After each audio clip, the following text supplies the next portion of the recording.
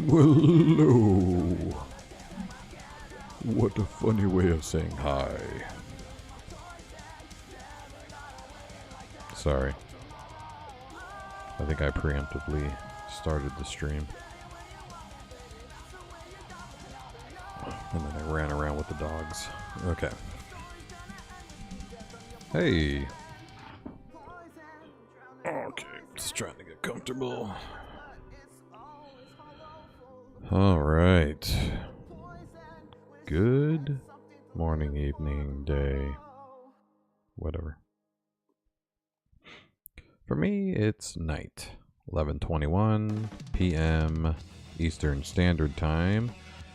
I am in the United States, specifically Michigan. Yes. Michigan is called the Midwest, but it's also Eastern Standard Time instead of Central. I don't know. It's pretty far east, I guess. So that makes sense. But yeah. How's it going, everybody? I'm Scavi Adrian. And if you want to know a little bit about me, look at my face. Hey. Alright. Where are we at? Yeah, so that's the book, Scavi Adrian. That's me. Super awesome author photo that I took myself in my office with my phone. I used the phone like timer, you know, boop, 10 seconds, ran away.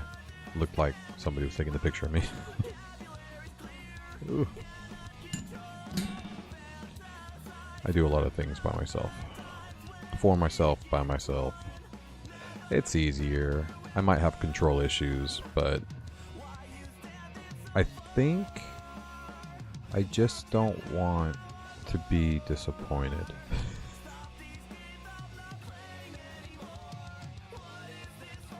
Does that make sense? Like, I get it objectively. You could say I have control issues, because I'll just do it. I'll fix it. I'll make it. I'll do it. Whatever it is, because I have it in my head. You know what I want and how to do it. And if I have those two things, what I want and then how to accomplish it, I'll just do it. The third factor, which goes into that a lot, is time, right? Because even if you know what you're doing, you know what you want, if you don't have time to do it, then it doesn't matter. You have to hire somebody. I know how to mow a lawn, you know? But I have 12 acres. And, you know, even though I bought an awesome electric ride-on zero clearance mower, like the Ryobi 60-inch, he only gets an hour of mowing to a charge. And to be honest, I couldn't mow longer than an hour anyways, but my property takes 5 hours for one person. So I have to hire people. I know what I want, I know how to do it, I don't have the time. Hire people.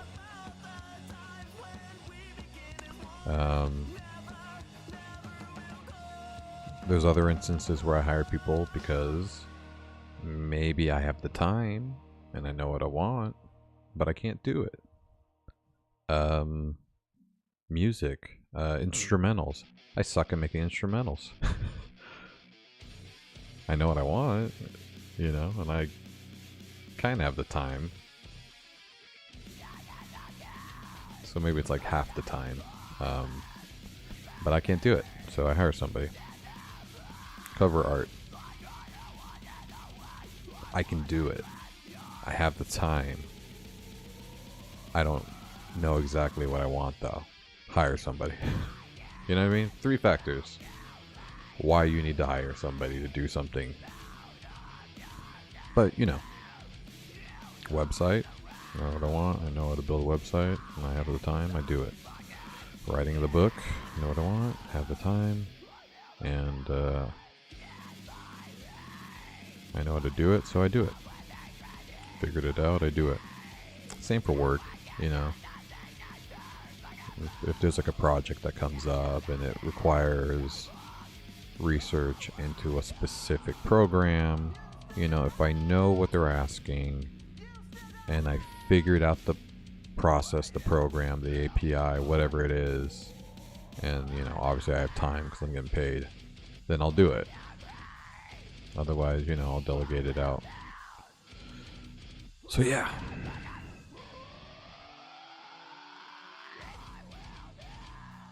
Yeah, that's my whole life, you know?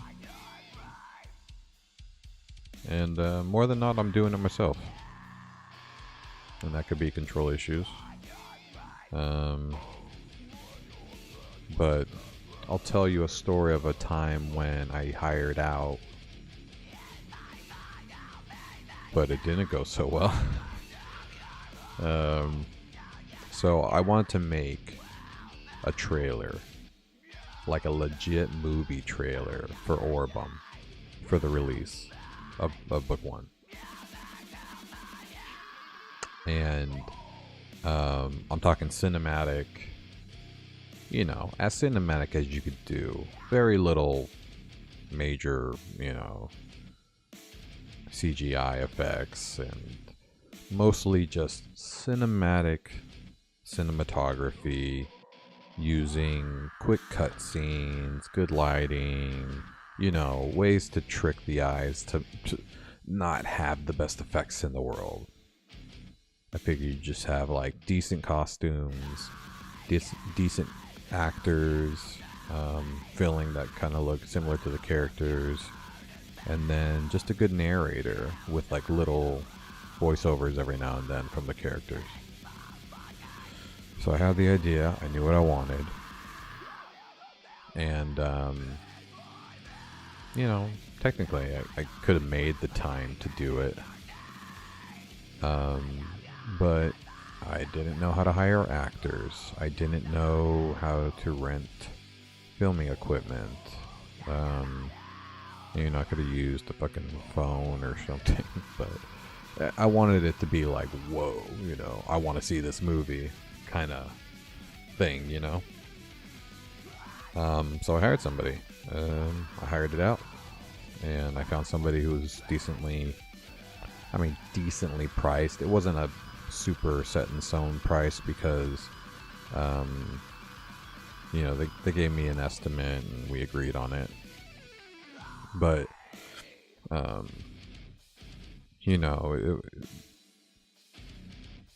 going through it and figuring out different scenes and how we want to handle it, you know, the price might change a little bit, whatever. And yeah, so we agreed to it, hired him. He, you know, he seemed like he understood what to do. He was based in another country, but I liked the work I saw. There's a lot of practical effects, you know. Did a lot of horror stuff, but a lot of practical effects, a lot of cool cinematography, dramatic stuff. So I thought, cool, this guy could make something that could appear like it was a legit trailer. But I don't know. Ended up getting to run around. Ended up, you know, he hired somebody to make the costumes, which took a really long time to be done. And all the little things he would show me, I was seeing like some shoddy quality. And like he was working on some commercial for some video game, and he was showing me some of the effects he was doing. He's like, oh, we can use this kind of stuff for your scenes that you mentioned. And it was like really janky green screen, computer effects stuff. You know, maybe fine for like a quickie video game commercial, but like for what I was trying to go for, I was really trying to lead him down the direction of do it cinematic, do it practical effects, just, you know, make it real. Like, we don't need, you know, the least we would need is Cormier having his eyes glow purple, you know, and show a little bit of magic. But most of it could just be running around, quick cut scenes, little bits of this and that, The Office, where Graham is, working on a computer, you know, just really, like, thriller, like, really, whatever. I knew what I wanted. And everything he was doing was just, like, going the wrong direction, and I would try to point him to the right direction, and, you know, something I learned about working with contractors from other countries is they don't like to let you down, and they want to give you what you want, even at the cost of lying, unfortunately. And that's kind of what was happening. He was kind of saying one thing and then doing another. So I got to a point where it was either go all in and let him make the shitty trailer with the effects I don't like and the actors that don't speak English, so they'd have to be completely voiced over, and just, like, fully trust that he's going to give me something that we can work with. And between that, really kind of like making me nervous about the final product, and the fact that I kind of changed my idea of, like, maybe a real movie trailer would be too confusing. Like, maybe people would be like, oh, I thought this was going to be a movie and I want to see it, and then, like, revolt. Like, F you, you know? Which we've seen work. Like the Fresh Prince of Bel-Air reboot. Like, he just made a fake trailer. You know? We've seen it work, but, you know, this is a book, right? And the fact that I wasn't getting exactly what I wanted, and it was costing too much. I mean, he was asking for more money for, you know, like, oh shit, you know, we didn't realize this was going to cost so much, like, you know, blah blah blah, and I was just getting a really weird feeling about it. So I just scrapped the project. I said, stop everything you're doing. Send me anything that you've had made, you know, as far as costumes are concerned, so at least I can recoup something. Maybe I'll have some cool cosplay costumes to use, but, you know, this isn't gonna work out. Cancel all the actors, cancel all this shit, save as much money as possible. But yeah, it was a loss. I lost money on it. I did get the costumes back eventually. He shipped me all the costumes, and yeah, they were worse than Party City costumes quality wise. I mean, the fabric quality, the stitching, everything. It was just the quality of the material that was really bad. Like, maybe the idea of the cloaks and stuff was cool. Like, he gave me a cloak for Graham. You see in the book behind, it was a black cloak, and it lined the cloak with, like, light blue wire, and it had a couple battery packs where they were a little annoying, but, you know, it was cool. That was cool. It was a cool idea, but the material was just like a really shit velvet. It didn't look authentic at all. And then, you know, all the other characters' stuff too was pretty shoddy. Just random. The only cool thing was John, who, let's see if I can pull him up. John, right here. So these were the pictures that they based the costumes off of. So I had the cloak with the blue lighting. She had a green cloak. And, you know, some of these metallic. Let's see. Let's open a couple of these.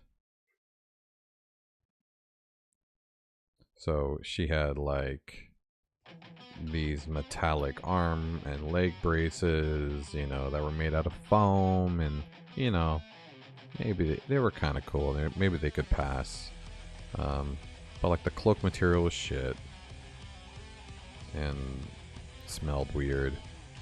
But John here, they made me an entire War Machine Iron Man suit, basically, out of foam. It was a foam build. It wasn't like a 3D printed build, which was very impressive. And even the chest lit up, which is really cool. And I've put it on and I've taken pictures. It's cool. So that's the cool thing that I got out of it, which is probably like a $1,200 build, to be honest, if you just hire somebody.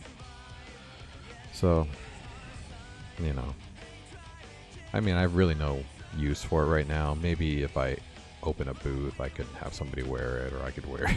I don't know. That might be weird if the author wears it, but I could have somebody wear it just for, you know, marketing. But, so that was cool. But like even Genie stuff, like they provided this red vest and the blue cloak, and all the material was just really shitty. And then these throwing knives were made out of like wood, and they didn't look like knives at all. It was just really, really bad costumes, and I could only imagine seeing these on like not that good of a, you know, movie. They also made Cormir here, like a giant purple ass robe, which just looked not very cool. Yeah. So, you know, even when I hire out, sometimes, if I don't know exactly what I want,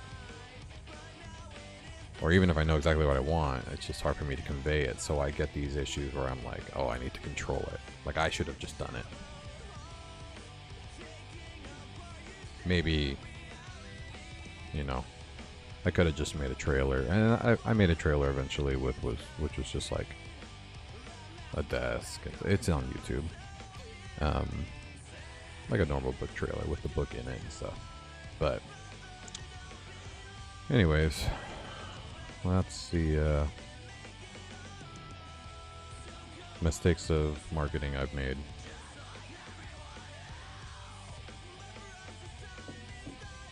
I keep pulling out my headphone.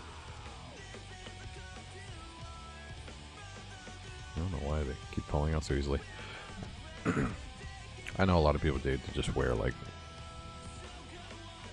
over the ear headphones, and that's cool, but I live in a house with my wife and 2 young daughters, and I can't have both my ears covered ever. It's too much anxiety. Like I really care. Like if I hear like somebody yells my name or the dogs, you know, I can't be in complete silence. It's too much anxiety. Yeah, because even when I'm like trying to mix a recording, like I have to be like really quick, just to like make sure no one's calling for me, or you know, nothing's happening. Because yeah, you know, my youngest has autism, and she's basically nonverbal. Getting better, verbal wise. Her speech therapy stuff has gone really well over the past couple of years. I mean, she can't have a conversation or anything, but like she can say words, and she knows what they mean, right? She gets the context of the words, which is really cool. She's turning 9 this year, and you know, she basically speaks like a 2-year-old. You've seen 2-year-olds, and you're like, whoa, that 2-year-old could talk pretty well. Yeah, she can't even hold a lot of conversations like a 2-year-old, I guess. Sometimes. Yeah, it's very like raising my youngest daughter, you know, who is, you know, basically nonverbal, autism, you know, developmental delay or whatever. She makes me realize how insane it is that we can speak the way we do and like grasp concepts, speak different languages, get context, understand jokes. You know what I mean? Because teaching her what a word means and how to use it, it's like shit. Like, how did I learn that this word means this? You know what I mean? It's that consciousness that we gained compared to monkeys. You know what I mean? It's mind-boggling. Like, I don't compare her to a dog, but it's like teaching a dog a word. Like what?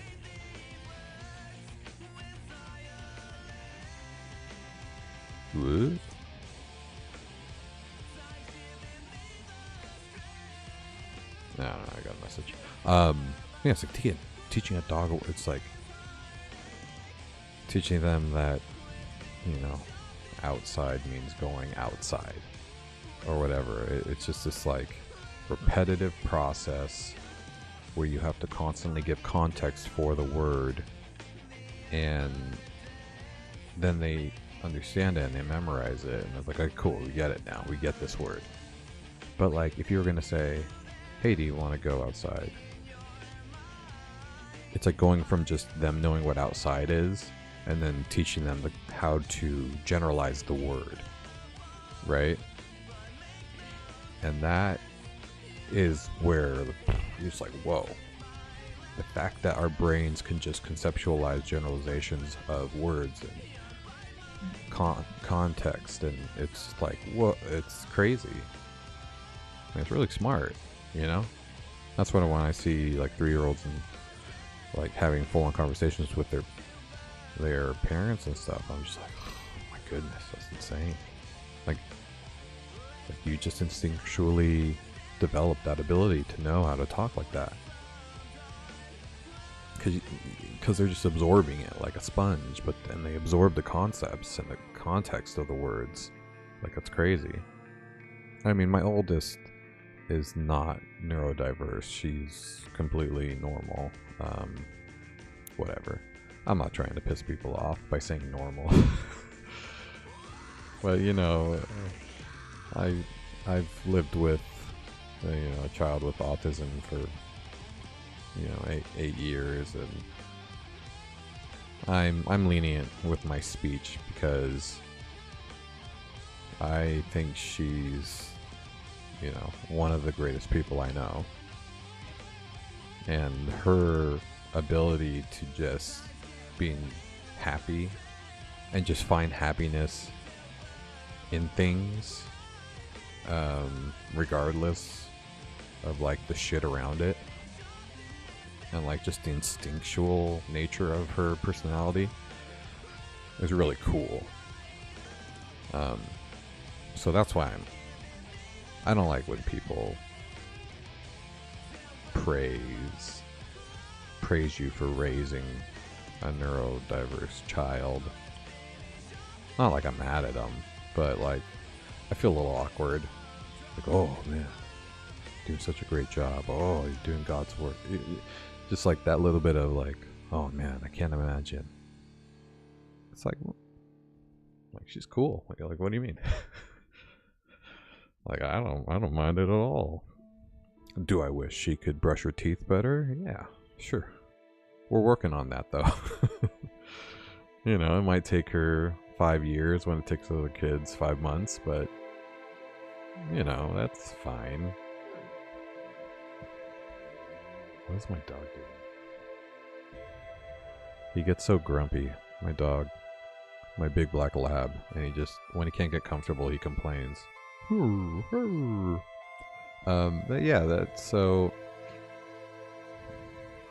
And yeah, I think it's like Autism Awareness Month comes up every month, and any company that I'm with, or any community I'm with, and they they're always talking about their stories and like, oh, my wife or oh, my husband has autism, and you know, so I understand the community and, you know, praise me or whatever. I get a little frustrated with it. I'll be honest, because it's like your spouse is your spouse, you know? My daughter's never gonna be able to get married, you know? I mean, she's making progress, sure, but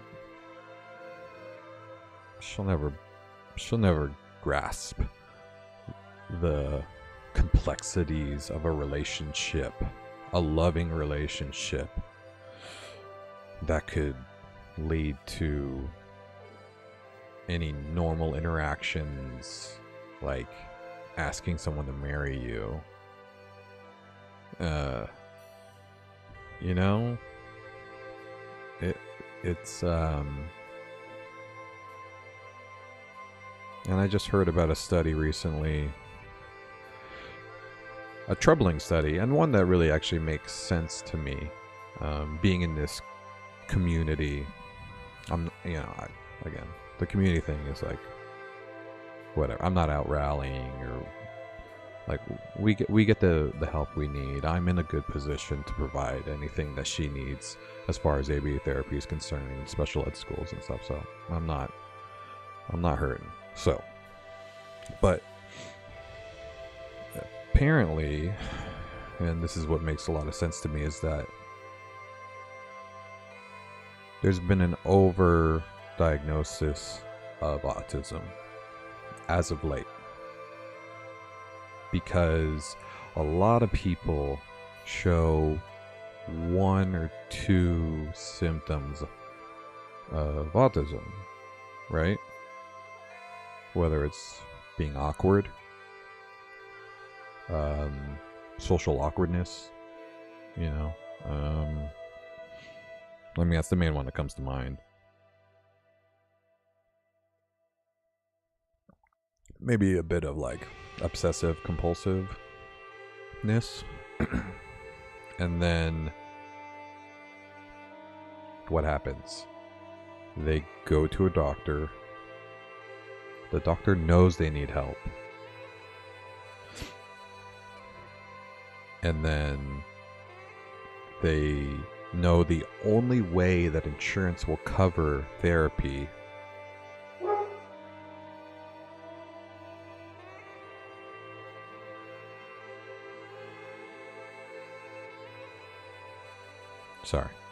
dog. They go to a doctor. They get, they tell them what's wrong, or the doctor asks them about their tendencies, and they hear their story, and they know they need help from a therapist, or they know they need help from, some sort of resources.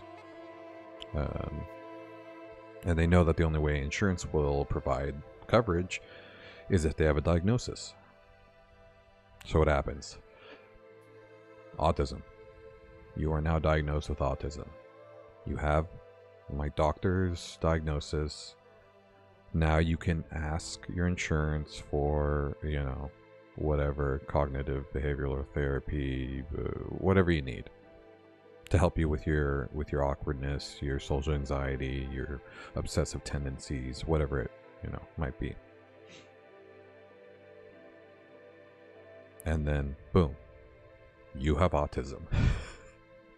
While you don't clinically qualify for the real, the clinical definition of autism, because it's multiple criteria to get it. And then that's why you have so many people that are pretty much just having a hard time or just a little awkward in social situations, which is pretty damn normal. Don't like large crowds, pretty damn normal.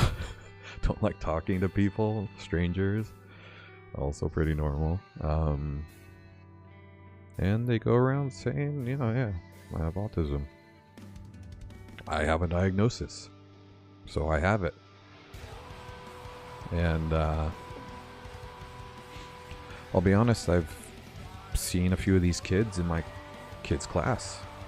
You know, I'm not, again, these people have real issues and they need help.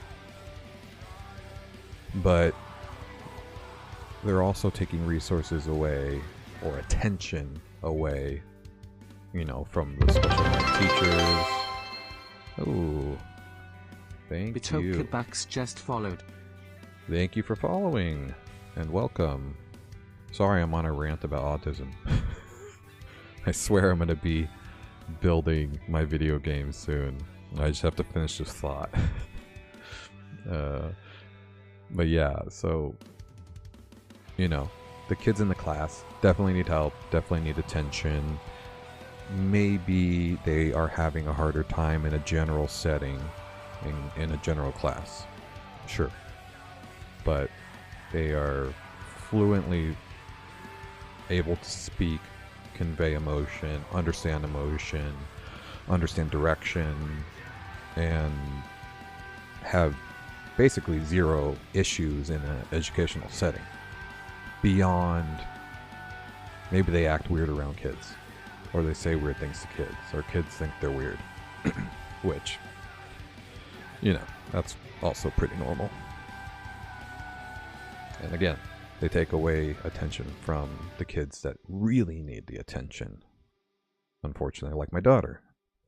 You know, in her preschool, she was in a class with a lot of kids with Down syndrome. They tend to all be in the same type of special education, and other kids with, you know, nonverbal kids and other autism variants. And then, yeah, you know, a little girl joins class and she's like, hey, everybody, how's it going? We're like, who's this kid? And, you know, you can just really feel that the mom is the one that went and took the kid to get diagnosed and pushed it because they thought their kid was having a hard time or something. Or like, why is she unable to learn? And yeah, they ask the kid a bunch of questions. They do a test and she checks the boxes for a couple of these things. They're like, well, you know what, she would do well with some extra help. So now she has autism. Okay, so the parent immediately puts them into a special ed school. Yeah. So that's my issue with the whole subject. It's not so much that people don't need help and my kid needs more help than you. It's more just like everyone's a little weird. Everyone has issues in social situations. But if you could get a full-time job and you can write an article about how you're neurodiverse and how you have autism and you've been diagnosed, and you can write a full article that gets published in a newsletter, and you are married or dating, and you own an animal, it's like, I think you're doing all right. If you need normal therapy, cool, do it. You need to talk to somebody. You need, you know, you have issues with anxiety, depression, whatever it is, social interactions, then yeah, whatever, get that help. But I really don't like it being lumped in with the people that can't function in society and really need, you know, day in and day out help and care. And you want to be celebrated. My kid doesn't even know she should be celebrated, right? For Autism Awareness Month. Yeah, so yeah, that's about it. So let's let's get off that subject. If you have any questions about raising a kid with autism, by the way, if you're watching this and you're going through similar situations, maybe your 2-year-old isn't talking yet, and your 3-year-old isn't talking yet, and you're feeling like, I don't even know how to start the process. I have some insight. I've been through it, dealt with a lot of the counties, a lot of the submissions, and, not everything I've done is private. Like, I've had to work through insurances and public school systems and stuff, so I can also give some insight on that beyond everything else, like programming and music and piercings and tattoos and so yeah. Feel free to reach out to me. I'll probably make a short about this too, so feel free to comment on that if you see it. Alright, well, let's get started. Main issue that I was finishing up yesterday was this. The fact that mana isn't showing the full width. Because the point bar is going up, but the gauge isn't. That leads me to a question though. Do I want the gauge to go up when you put on an item? Like when I equip the item that gives you a boost in mana amount? Should I also give you full mana? Or should I just add 20?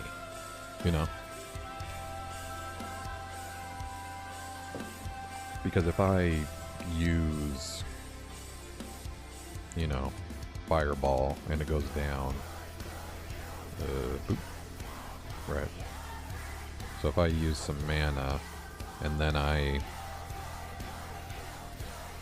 go ahead and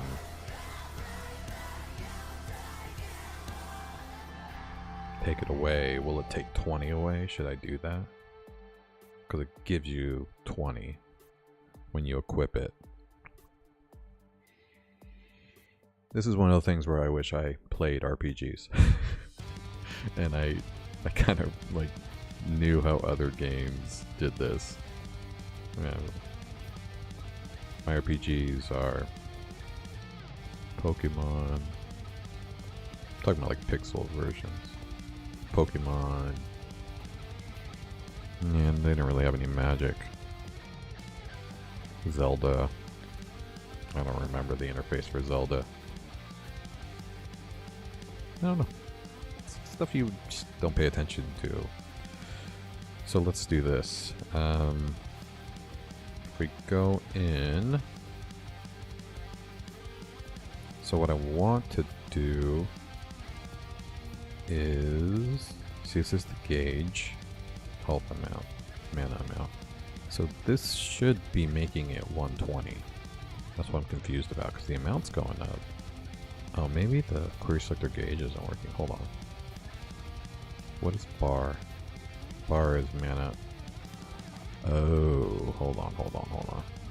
Explore points, mana amount, health amount. Let's double check that the classes are correct. Mana amount, point bar, and then gauge. Okay, so that's correct.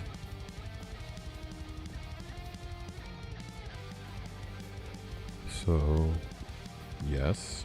And then I query selector gauge. And then we do style width. I don't know. I mean, the logic looks right. So let's go ahead and just recompile in case I didn't compile.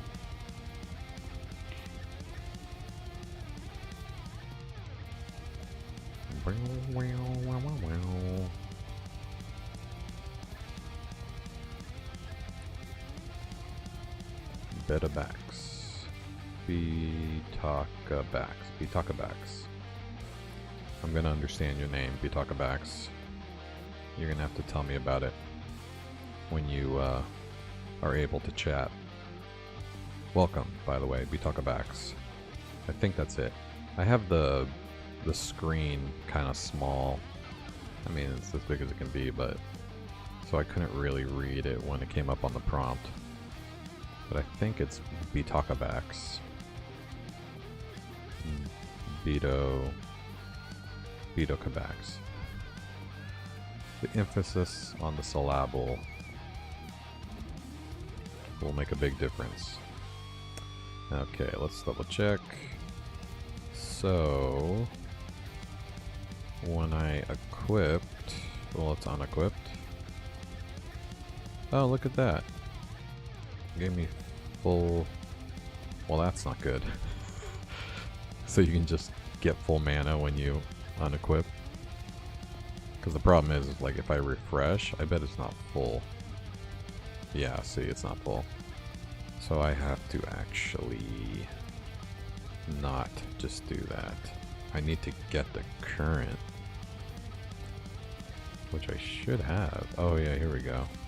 It defaults to 100. So it's only defaulted to 100 if we don't already know. So let's get the gauge. Oh no, we don't need a gauge.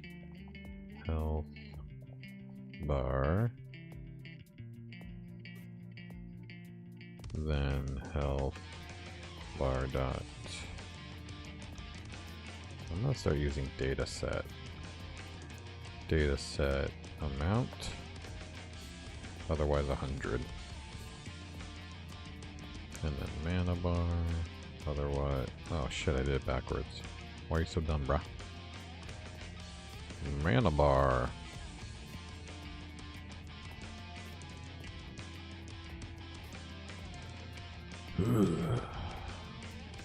There's Bitakabax. Almost there. The E should have the sound from let. Bitakabax. Betokabax. Betokabax. Betokabax. Alright. Let's go. Hey, thanks for sticking around and waiting for that time limit to go away. I still have to figure out how to change that setting. You should have been able to talk right away. Oh, Spanish name. Oh, okay, okay. Bitakabax. I like it. Wait, is that your real name? Bitakabax? Is that a Spanish name? Oh, you're Mexican. Is that a Mexican name? My wife's Mexican, by the way. Not that you would know that. And I'm not familiar with that awesome sounding name. It could easily just be a gamer tag. Bitakabax. I like it. Oh, okay. The name is Alberto. But Beto is... Oh, nickname short for Alberto. You're thinking, Beto. I like it. Beto Cabax. What's Cabax then?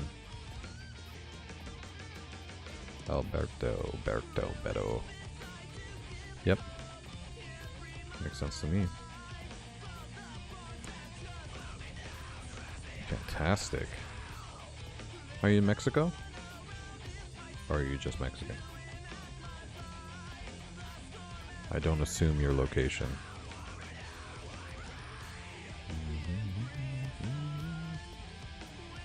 Let's see if that works. Oh, cabello. Okay. Caballero. So I just make it short for Caba. Oh, Beto Caba X. Beto Caba X. Dude, I love it. I love origins of names. And the X is just because you're cool. You're the 10th, right? You're the 10th Beto Caba. Roman numerals. Very cool. Hey, thanks for jumping on though. Programmer into game dev, what brings you around? You just like piercings and metal? Plenty of that around here too. Yeah, you should ask your parents. WordPress dev. That's what's up, Alberto. Welcome. Well, hey, you're probably very interested then that this is on a WordPress website. and that I decided to build a game engine inside of WordPress. So I'm using WordPress. Yeah, and you're like, gaming, perfect. Well, this is your world then. I'm using WordPress here to, woo, that didn't work. To basically just do that content management, right? It's a CMS. So I'll bring you into the WordPress part since you're a WordPress dev. So what I'm doing in here, I'm using the Gutenberg editor for all this little content stuff. Like this is the item description. Like you'll see here when I click in here, it's coming from the editor. So I just created a bunch of custom post types to manage the assets in the game. So like explore points are just items in the game.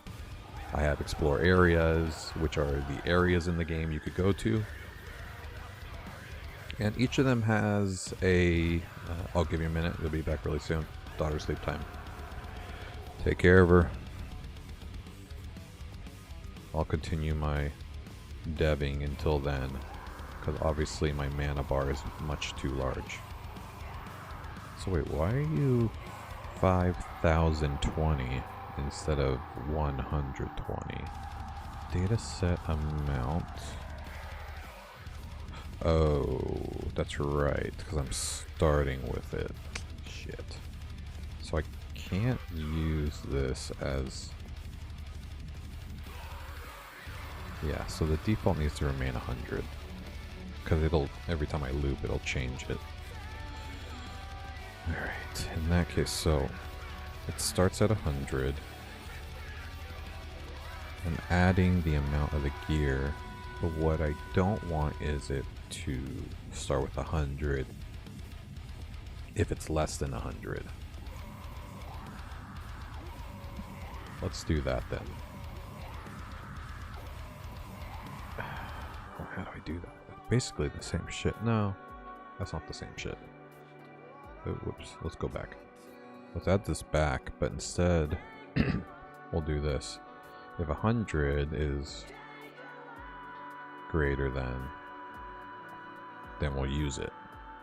Let's see if that changes it, because if it becomes bigger than 100, then 100 will be the default. That makes sense.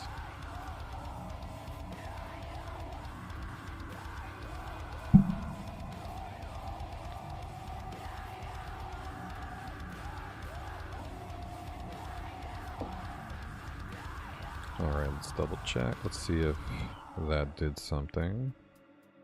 Okay, good. We're down there.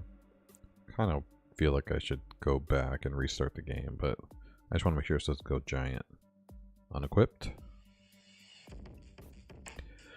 See, it's still not doing that. Okay, so you're using WP as the data and JS for the game.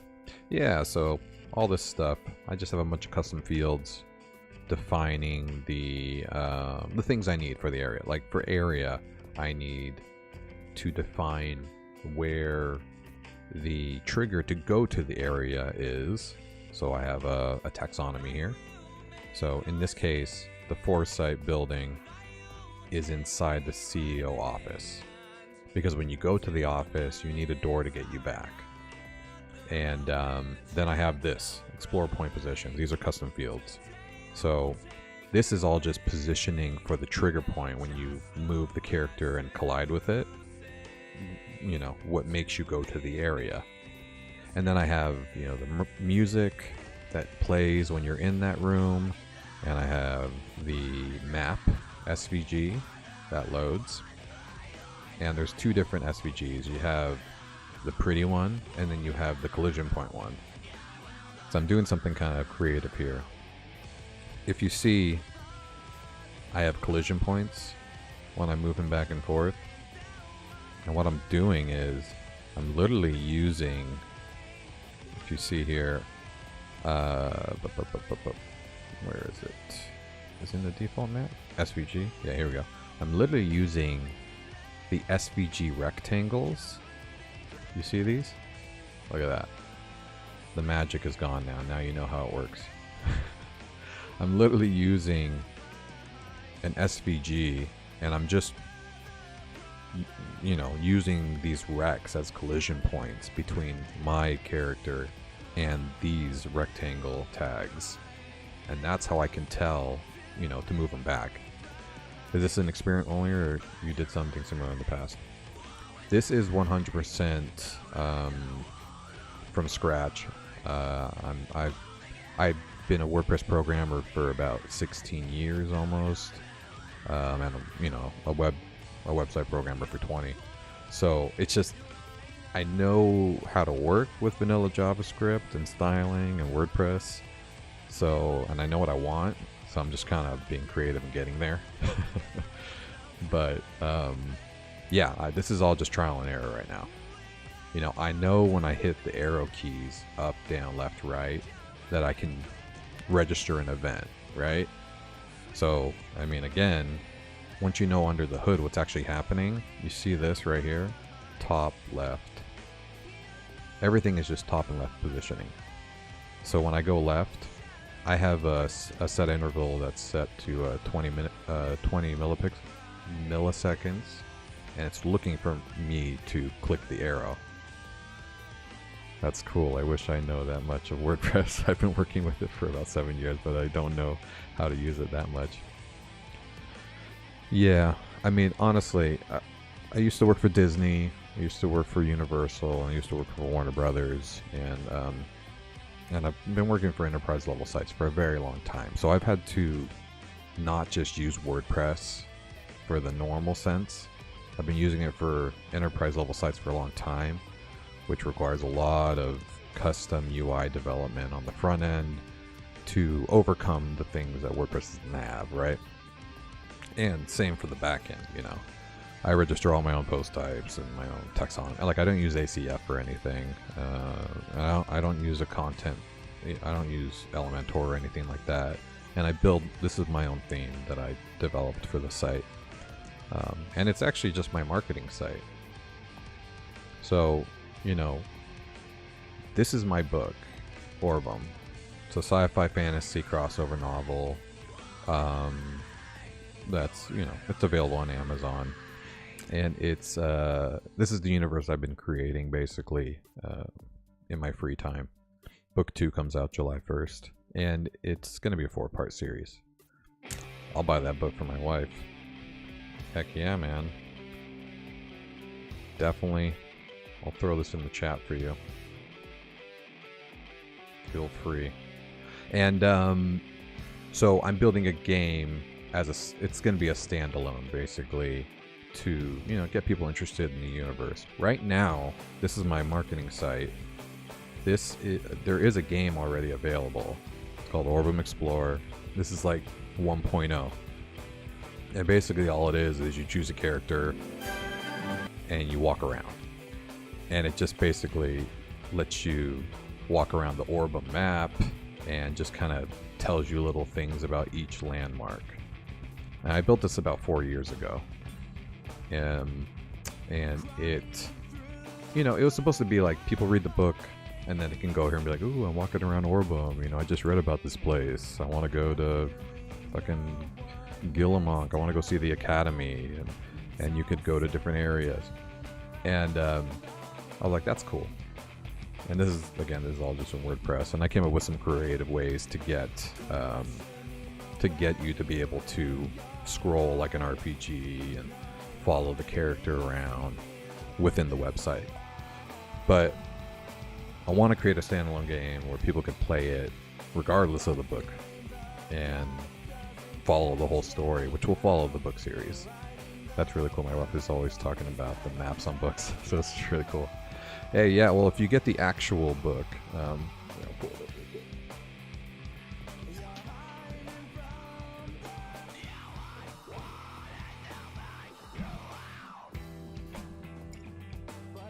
so in the actual paperback here,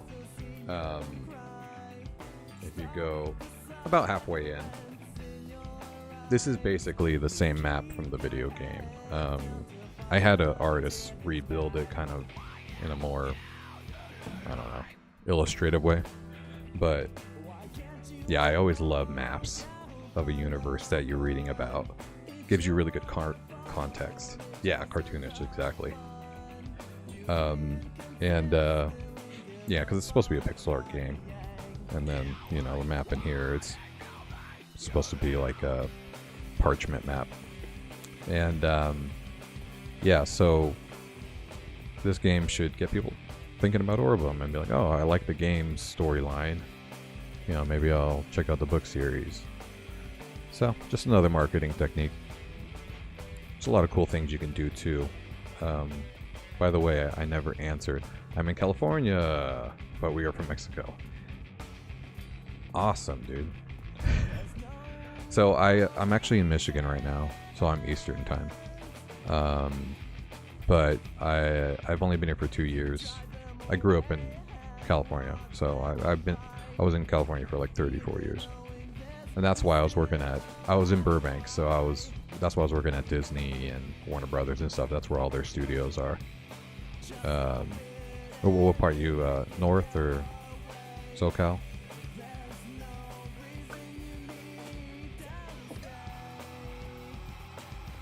Because that makes a big difference. If you're a developer, you might be in the Bay Area, so I don't want to speak too soon. How happy I am here in California.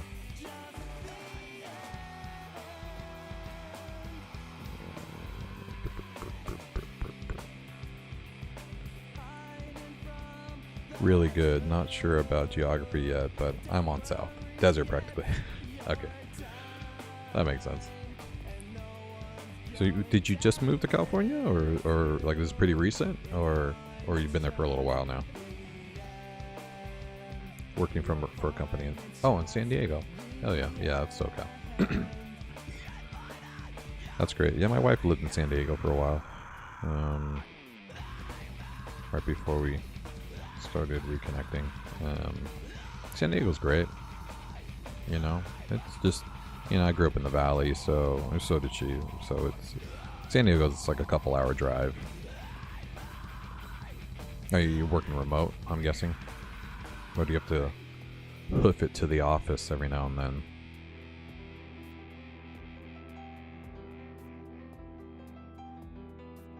Alright, let's try this again. Equip. Oh, there we go. It worked. The gauge went up with it. Hell yeah. Remotely. Nice. I'm close to Arizona, actually. Oh, and you're third. Hell yeah, man. Congrats. So you're almost at that breaking point. I talk about this in one of my shorts. By the way, if you want to hear me rant and rave during during streams, I post shorts every day on my YouTube channel. It's Orbem Order. Same name as this Twitch channel. I talk about there's a certain cutoff point where you become like ingrained in the code long enough to where like you know where everything is, right? And it's you're in a position where everybody thinks you like know everything and you're really good at everything just because you know where all the messes are, right? And how to fix all the crappy code that you inherited. So I think I gave 3 to 5 years. So you're pretty much in that point, especially if you've gone through layoffs where you were left over and survived, and then you start getting new people in. You become a wizard, and that's what's the is it a agency or just a single website you're working on? Because that also changes things. Unequipped. Okay, that worked. Re-equip. Oh, re-equip. Okay. So that's working. Only problem is when I refresh, I do not have that much mana. So I need to determine that, yes, at least for the company, but I have a really strong imposter syndrome. Nah, man. If you've been at a company for 3 years, you're doing something right. People that are real imposters get weeded out pretty quickly. It's an agency, okay. A lot of support for websites. I also work by myself, okay. Very cool. So yeah, they just assign you out tasks for clients. You probably don't have to deal with the clients directly though. You have like a project manager or somebody handling the client interactions. Yeah, because I've worked with a lot of devs that are based in Mexico. It's actually very common, WordPress devs in Mexico. So I think a lot of times they just kind of just get thrown projects and call it a day and don't have to deal with anybody. All the developers in the company, we answer to clients via tickets. Oh, sweet. Are you a support dev? Like, you deal with website support, or is it like just active tasks that they want you to work on? You're just using Jira and whatnot. I'm just peppering you with questions. I apologize. Post live team. Very cool. Nice. Well, congrats, because you are part of a great ecosystem that is not going anywhere. Once websites are live, all updates are on us. Nice. Very cool. So you're dealing with content creation, you're dealing with performance upgrades, you know, anytime a plugin breaks something. Whew. Very cool. Let's kill this guy.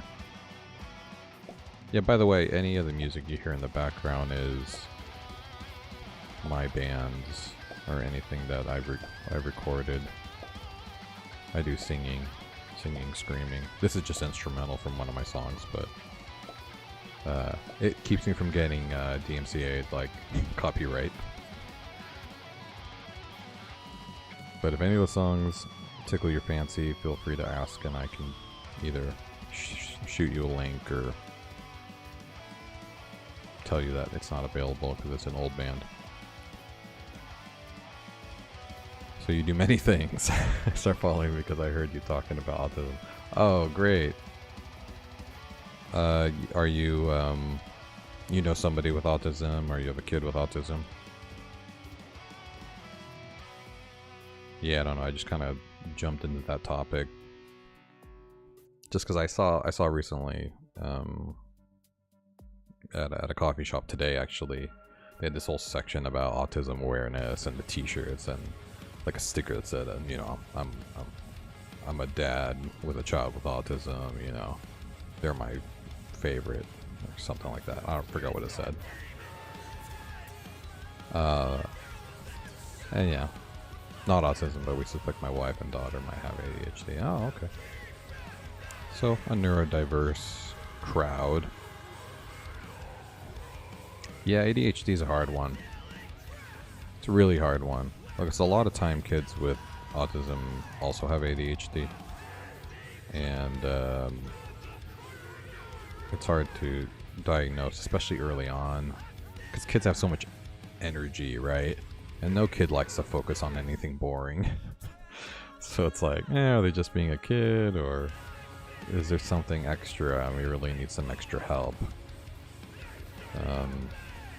You know, fortunately, unfortunately for me, my child was, you know, she has some very obvious diagnosis and very obvious symptoms. So, you know, she gets approved for everything.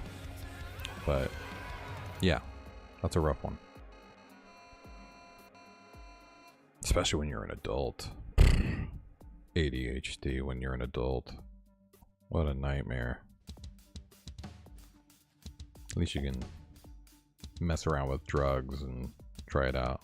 We've been reading and finding out that diagnostics for ADHD on women are complicated because of masking. Yeah, that makes sense. Yeah, I think I won't pretend to speak on behalf of women's healthcare or women's biology, but yeah, there's a lot of hormones involved, right?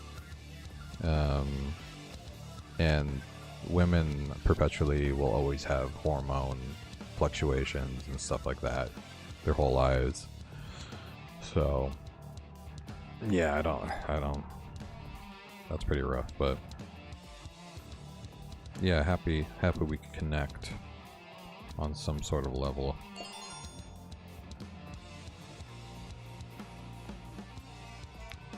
Now, I'm having a major issue, but when you go by the list, it's evident they are on that side. Right, and I think that's the problem with diagnostics and lists. That was kind of my main point when I started talking about this, was a lot of times people have 1 or 2 symptoms, maybe even most of the symptoms, but not like all the symptoms that would clinically say like this person has this neurological disorder. But the doctor wants you to get help, right? And you can't get that help from your insurance unless you have a diagnosis. So what do?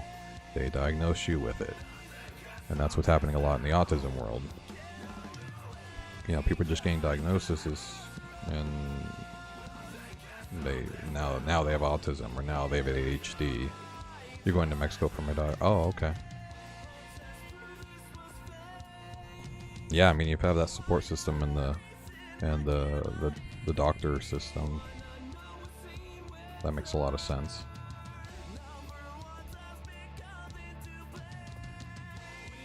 Yeah, we've been pretty lucky with the health community and insurances. When she was younger, she was completely covered. Now that she's older and she has to like go to outsource companies for her ABA therapy, we pay like, I think it's like 10% of the cost or whatever, but yeah, just getting started is hard. How old is your daughter? Is she young, or? Because that also plays a big role in it. Under 10. Yeah, okay. Yeah, my daughter is turning 9 this year. The one who has autism. My oldest is turning 11. And yeah, we got her diagnosed at 3. So it was great to get her in really early. So like the first school she went to was specifically, you know, a special ed preschool and stuff like that. And it really made a big difference catching it early on. Because my oldest daughter, she also didn't speak very early. Like, she spoke pretty late. She started speaking, you know, 3, 4, when a lot of kids at 2 were talking to her, and she was just like, burp, burp, burp, burp, you know, whatever she was saying. So we kind of made the same assumption. We probably would have got her checked out earlier if our oldest wasn't a late talker. But yeah, once it got to like way past and she was like late 3s, we were like, oh shit, you know, we really need to get her checked out. And pediatrician was right and suggested we go to the county and have her tested and stuff like that. And yeah, once we knew the test that they were going to give her, and they like started trying to make her do things and like work with toys that she was never able to comprehend, and like they were like trying to ask her questions and get her to do it. She couldn't even do the test. So we're like, oh, okay, well, if she's supposed to be able to do any of this, then yeah, there's definitely something we got to work on. And yeah, and then she just kind of stopped, you know, mentally developing. She just stayed a baby, you know, and now she's turning 9, and she's really like, I would say she's kind of like a 3-year-old mindset, like developmentally a 3-year-old in her brain. But you know, now she's tall enough to go on roller coasters and stuff. She's over 48 inches. I took her to Universal when we went on vacation the other week, and she was able to go on all the rides, which was crazy. All the Harry Potter rides and the Mummy. It's just like, whoa, you know. It's because the year before, the 2 years before, she wasn't able to do that, and it was just crazy. Like thinking that she's getting bigger. That's awesome. A whole new experience for you, for sure. Yeah, it is. It was really fun, and she loves it. You know, she's sensory seeking. A lot of kids with autism, they're sensory adverse, like they're really scared of loud noises, loud you know, bright lights, that kind of stuff. But like, she loves it. She's like repeating things, and she loves loud noises. And she'll cover her ears, but it's mostly to hear things differently more than it is like it scares her. And yeah, so that was a lot of fun.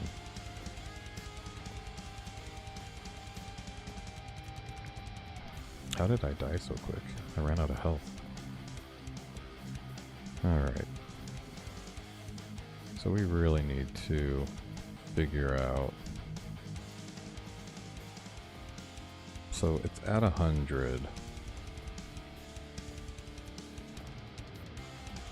I wonder... I'm going to reset, and I really want to follow the flow. What happens when I add and I equip and unequip the item. Because one thing's happening on the server end, and one thing's happening on the front end. And that's one great aspect of WordPress, right? You need to do, if you're trying to like persist data, I always have to do something with a REST API call and save it to the database, and I also have to do something just on the front end. And in a game, you're not gonna like refresh the page. You're gonna, you know, you're gonna want things just to happen. So like, at the same time, I added these items to the storage menu, right? But I also added it to the storage item database. So when I refresh the page, it has to be exactly the same. Alright, so let's grab this item. Let's equip it. And let's see what happens to this mana bar. Mano bar. Equip. Well, what the hell? Did that break? No, it's equipped. Boop. Well, there's your first problem. What the hell? Okay, my guess... Did I put this backwards? If 100 is greater than... Oh, what the hell am I doing? I'm not even getting the amount. Come on, dude. I can't be trusted with code. Especially my own code. Okay. So, if 100 is greater than the amount of the mana bar, then use that. And what do you do now? Still in the development? Yeah, so I'm still a WordPress programmer by day, and that's my day job. I don't like talking about like my current work. Just a little weird, but yeah, that's what I do. Yeah, but it's that's my day job, and all this other stuff is like hopefully my day job in the future. You know, I'm really trying to push the book series and get it as popular as possible, but it's slow going. And I've worked with a lot of other authors that kind of, this is their careers, and really until you finish the entire series, I can like, yeah, thank you, you'll get there. Yeah, until you finish the entire series and you really are able to market a box set or market all of them, it's really hard to turn this into anything. So, but you know, it only took me about 7 months to finish book 2. Book 1 took me 4 years, just because I never did it before and I didn't know if I was even gonna finish it. But yeah, I'm all in now. And now you got a video game? Come on. How can you not finish this? But yeah, I just started streaming this because I wanted to document the development of the game, but now I want to spread the message of the power of WordPress, man. Respect. WordPress is super versatile, and I mean, having worked for some, investors.com, like most trafficked WordPress sites in the world, it's being utilized, you know, on giant corporations because it's powerful. It's a powerful content management tool, and it's not just a blog tool anymore. WordPress is really cool. Just need to understand it. Yeah, exactly. At the end of the day, I mean, it could have been anything, but the fact that so many people are using WordPress, it powers a lot of the internet. There's always work, right?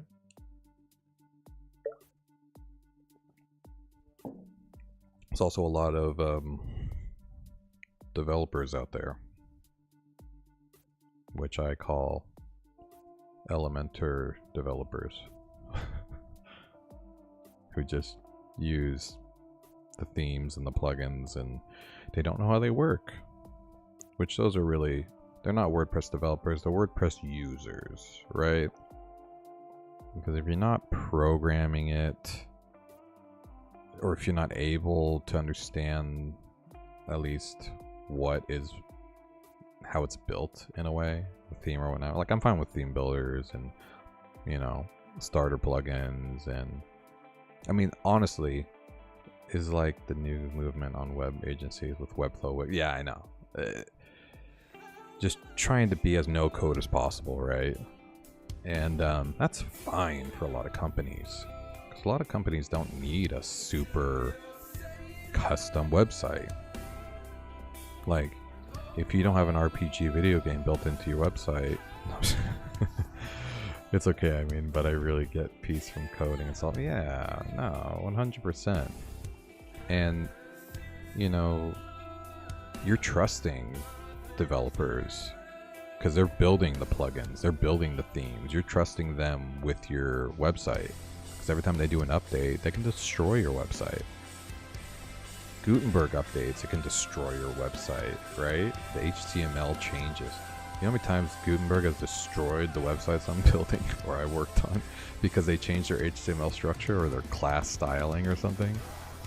Yeah, if you don't understand how to roll with the punches and fix things, then you're at the mercy of support tickets with the plugin. It's all open source, you know? So learn. Get into it. You want to know what a theme is? A theme is 4 files. It's an index, a header, I think a footer might not even be necessary, and then a style CSS. Like, that's a theme. I mostly use WordPress for content only, right? Sometimes with ACF, sometimes only WordPress and custom post types. Yeah, which is very common. Agencies, I mean, at the end of the day, it's time is money. That's agency work, and that's and you're probably working on a lot of sites that obviously you said it's after it's already live, so they were built by somebody else, and 9 times out of 10 agencies are going to use ACF and custom blocks, and they're going to use, maybe they have their own proprietary custom theme that they always use for everything. So you're on cleanup duty. You have to figure out how to work on these sites every time. And yeah, it's pretty common for developers to have to do that. But yeah, I don't throw shade at anybody for using what exists. Yeah, it is fun, right? Problem solving's fun. And complaining about other developers is fun too. That's a big part of job security. Talking shit about the people that built the website, or oh yeah, this plugin is trash, what are they doing? I mean, because if you don't know, you just take the developer's word for it, right? So now you got me interested. Do you have any side project ideas to test WordPress capabilities? I mean, this is one of them, man. I'm pushing WordPress to the edge. You know? Not an RPG, please. Yeah.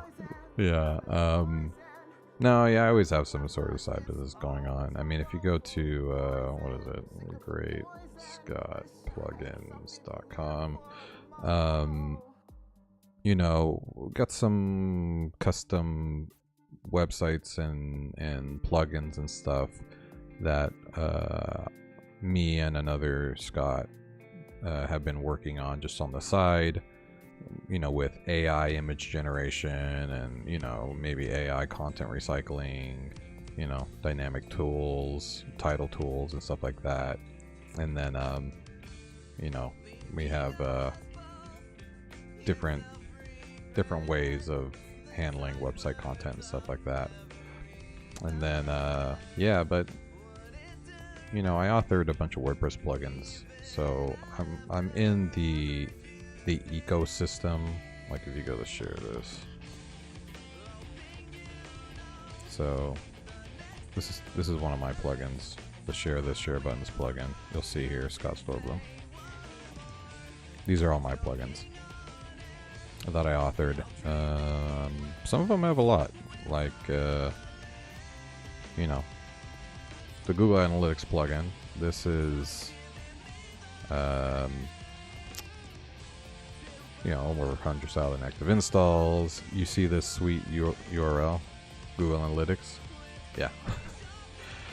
So this used to actually be called just Google Analytics, but Google got all pissed off, so we had to change the name to share this dashboard for Google Analytics. But they can't change the URL, so yeah, and there's a lot of things happening, a lot of headless action, a lot of React action. Next.js is the go-to front end now for headless WordPress sites, so I've been dealing with a lot of that kind of research stuff. But the stuff I've been using the most, like the general content editing systems and just the front end systems like vanilla JavaScript. That's what I like to keep going and honing and seeing the differences, because as HTML5 grows, CSS3 grows, and the powers of JavaScript, just vanilla JavaScript, grows with things that are more accessible on browsers. Shit, I mean, eventually you're not going to need any crazy libraries. You can just do it all with browser stuff. So it's exciting, and that's why I try to test out here a lot. It's a good exercise on the brain.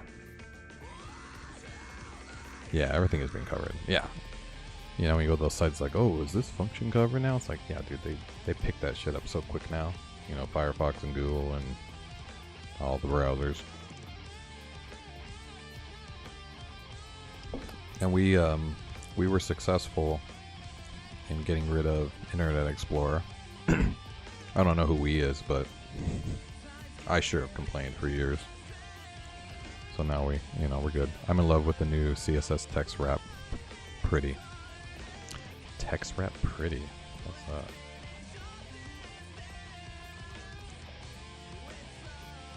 Ooh, what is this? This is from last year. I haven't seen this before. Let's see. So it goes from this to this. What does it do? It's different from CSS Orphan. Okay, hold on. Let me just read the beginning. Okay. Typographic widows and orphans. It prevents lonely orphan words. Oh, like one-offs at the bottom. Oh. I like that. Shit. It's funny because I actually know a use case that would have came in handy not too long ago. Aha. I have to save this. How do I send this to myself?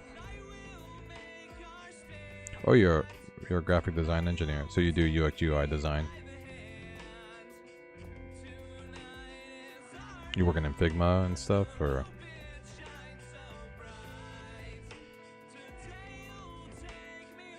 Yeah, this is much better. Oh, there's also text rec balance. That's cool. Not much now, but I understand UI. You love Figma? Dude, there was a war, right? There was a war between Sketch, Zeppelin, and Figma. And there was another one, I don't remember. Yeah, that makes sense. Yeah, Zeppelin, Figma, and Sketch were at war. And, dude, Figma killed them. Figma killed them all. It just, I don't know why.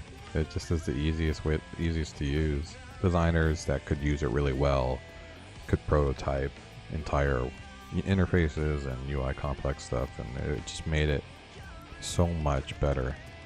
Never used those, only Figma. Yeah, there's a reason. Because fucking Figma just took them all out with their user base. And there's a lot of integrations with Figma too, which is cool. Like what's it, storybooks?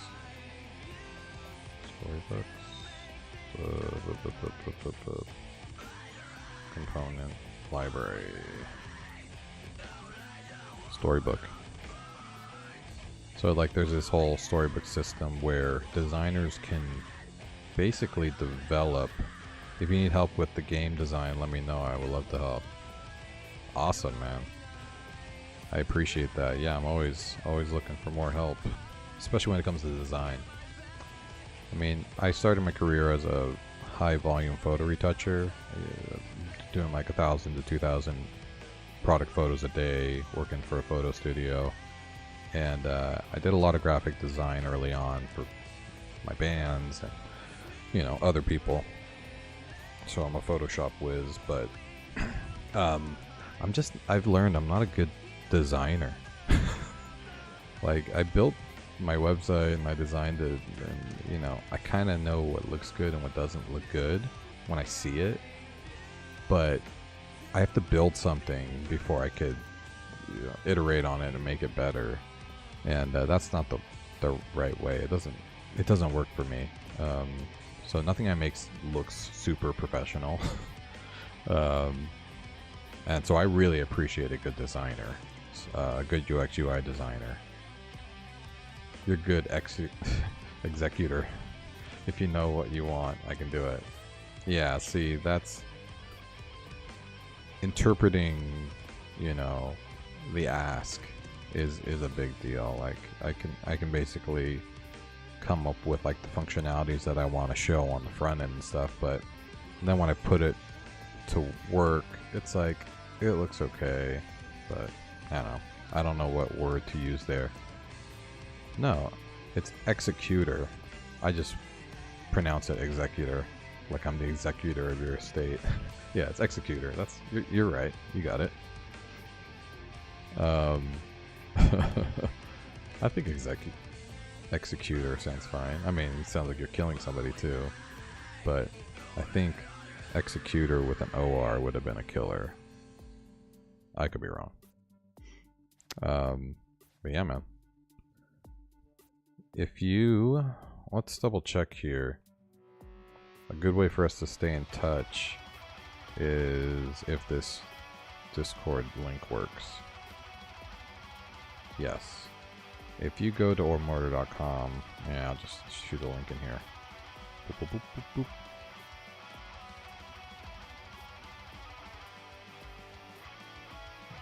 Join my Discord. I have a developmental like portion of it, the server, where you can talk about web development and that kind of stuff. We can stay in contact there, you know, outside of when I stream, because I only stream from 11 p.m. to 1 a.m. usually. It's every night except for Sunday, but I'm not, you know, during the day I'm not streaming, so we won't be able to talk otherwise, but yeah, we can talk. Nice. Welcome to the community. You are part of the Orbem Order. You are part of the Order. Yeah, that's great. I love connecting with people like this. It's especially WordPress developers and people in that world, because, you know, we're a different breed. It's such a giant platform that, you know, it's its own beast. And people that work in WordPress, you know, a lot of times they'll work in other things too, but people that don't work in WordPress, they don't understand really the developmental agency web flow of how we all work together with QAs and UI UX designers and other developers. So I'm very happy to meet. Yeah, so doesn't look like I really want to attend this year WordCamp in Portland. Oh yeah, just to know more about the community. Yeah, I'll be honest, I haven't been such a great WordPress associate. I've never been to a WordCamp. I've seen a couple of them, you know, just online. But yeah, I mostly get my WordPress news from new WordPress updates, channel logs, change logs, you know.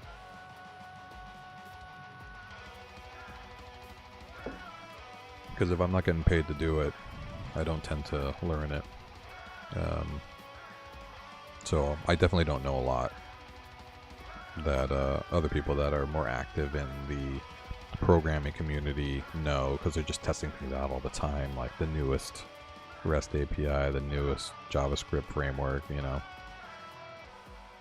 And I work with people like that, and I have worked with people like that, so that's fine. I absorb. Happy to not be the smartest person in the room, that's for sure.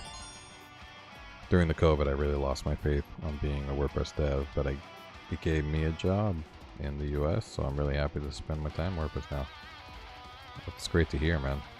Yeah. Like I said, WordPress is not going anywhere. It's only getting stronger. It's definitely the most successful open source content management system for sure. And you can always find some work. I mean, I spent a good 2 years just doing freelance on Craigslist, you know, and just doing little jobs, and that's how I built up a lot of my random skills in the programming world. Just because everybody was using WordPress, everybody needed a little thing built. Everybody needed to fix a plugin or fix their website that somebody built for them.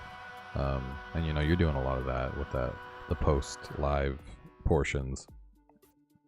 Everyone needs support, and if everyone's using WordPress, you know, then you better understand how to support it. Especially in this world. Yeah, and even with AI and stuff, nothing's really changing. They're still gonna need us real people to support, because they don't even know how to talk to AI. Okay, I'm going to refresh this one more time, and I'm gonna go into, yeah, well, I want you to make progress in the game, so let me see what you're doing. Now I can. Hell yeah. Yeah, it's fine. I actually appreciate having somebody to talk to. Usually I'm just talking to myself the whole time. I'm working on this. I don't exactly have a deadline for this either, so it'll get done. And yeah, obviously I don't have a billion people watching at the same time waiting for me to make progress. When's the game gonna come out? It's like, yeah, no one cares. It's like, when's the next book gonna come out? That's what people care about. Which days you said you're here? I'm here Monday through Saturday. So if I take a random night off, I'll probably post something about it, but more than not, I'm just here at night. I basically, because I'm working on feedback from book 2. I just got it back from the developmental editor, so I've been doing a little writing before stream. My goal is like 10 pages a day, but I'm almost done actually. I don't need to finish until May 14th, so they can do line editing and the final proofreading. So I'll probably go through it one more time after I finish the feedback stuff. But yeah, so usually try to start between 11 and 11:30. And then just keep working on this stuff randomly.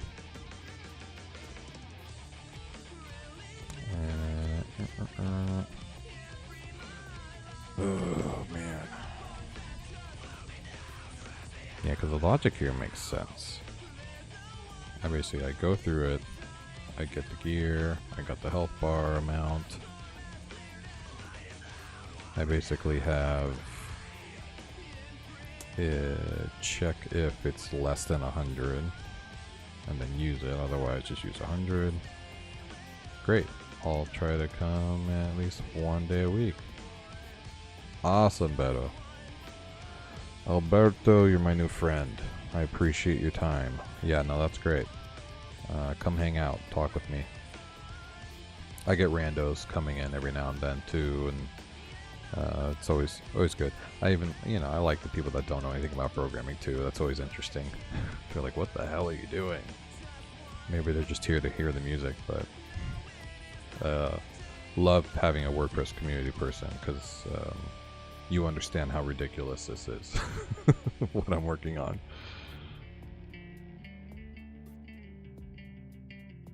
And people that barely know WordPress always ask the same thing, like, why are you building the game in WordPress? It's a nice conversation starter. I always end up, I stream from June to August 2022 on Twitch, and I feel me talking a lot. I've gotten used to it, especially because, like, a lot of people, why WordPress? That's your first question.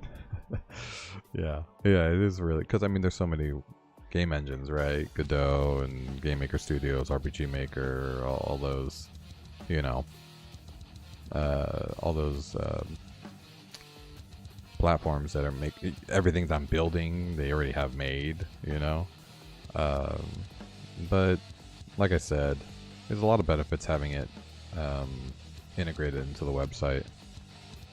But now I know more about your story. This has a lot of value. Thank you. Yeah, I appreciate that. Yeah, the context makes sense, right? Especially being, knowing that, it's what I know, and why learn how to do Rust or Java or whatever, and get into a platform. I mean, I could learn any of those, but it's not really about the game. It's about the website. It's like you're condensing your project into one place. Exactly. I'm trying to build the ecosystem of Orbem into one place.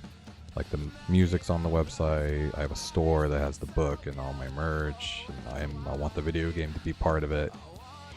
Because, I mean, even right now, if you go to Orbem.games, like, eventually that's going to be how you get to the game. So it's like, it's all going to be condensed into this website, and then whenever you sign up for anything, because you want any of the content, the book or the game or the music, or you want to just be part of the community, it'll all be in one place.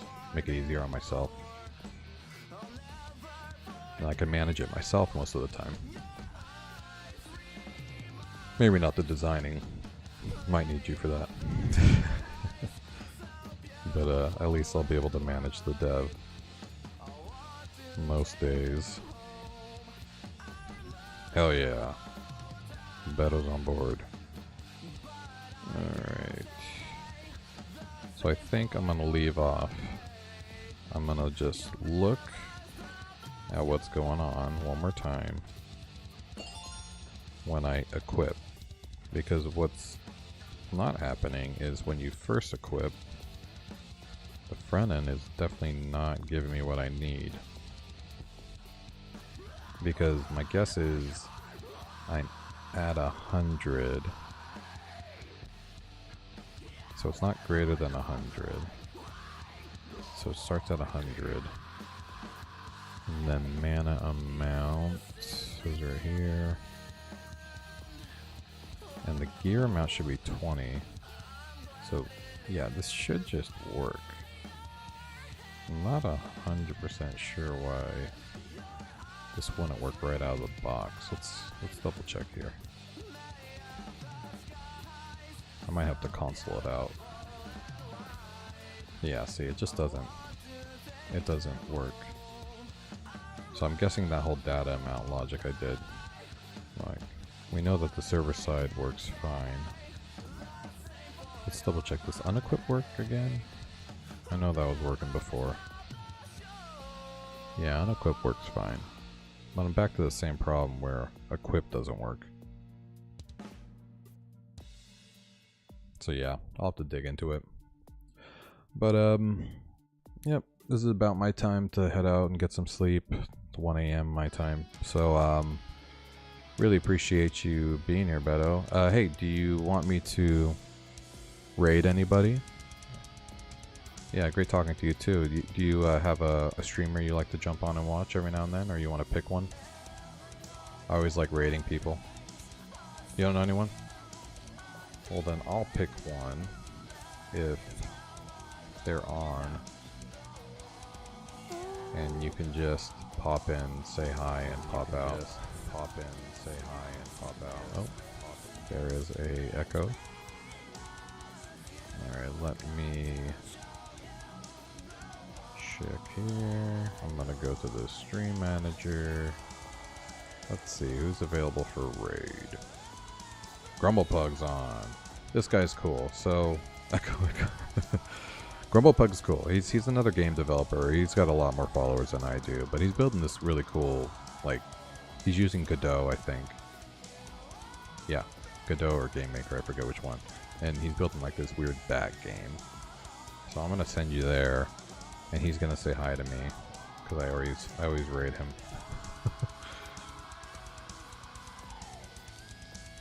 Here we go. I'm going to mute him for now. I'm going to raid him. Heck yeah.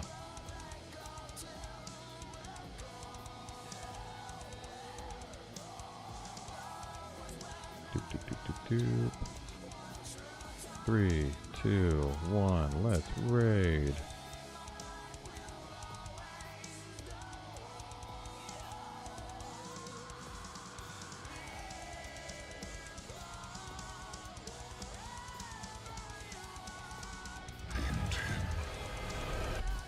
I need to change this alert.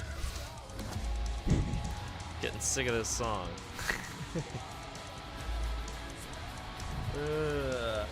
Nah, I love it. I do like it. It's a good song. How's it going? How was your stream? Welcome in, everybody. I work on this game. This is the boss fight. You can screech at it and all sorts of other things. Yeah, it's a precision puzzle platforming thing. Yeah, got my message Streamlab thing working. It went well. Nice.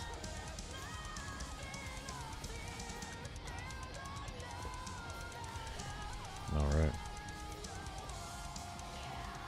Now I will stop streaming. Oh, you know what? Actually, might be kind of fun. Have a good night.